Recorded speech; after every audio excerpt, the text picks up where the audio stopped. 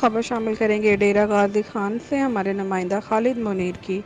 Commissioner Dera Ghazi Khan divisional Liaquat Ali چٹھا نے سیلاب کی تباہ کاریوں اور امدادی سرگرمیوں کے حوالے سے میڈیا بریفنگ دی۔ ڈپٹی کمشنر ڈیرہ غازی خان محمد انور بریار اور دیگر افسران موجود تھے۔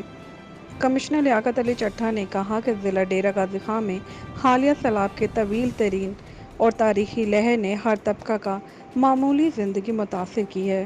25 جولائی سے 28 اگست تک کی بارشوں اور رو کوہیوں کے مختلف سپیلز میں ریسکیو کے ساتھ سیلاب زدگان کی بحالی کو فوکس کیا گیا ہے۔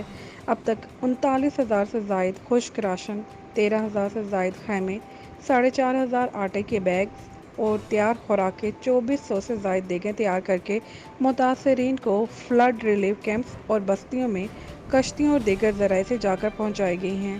امدادی سرگرمیاں جاری ہیں، جبکہ متاثرین میں 8,065 چٹائیاں، 46,000 سے زائد منرل واٹر کی بوتلیں، 4,050 مچھردانیاں اور 1,122 کمبل بھی تقسیم کیے گئے ہیں۔ سیلاب زدہ علاقوں میں 42 ریلیف، 59 میڈیکل اور 59 ویٹرنری کیمپ کے ساتھ موبائل ٹیمیں تشکیل دی گئی ہیں۔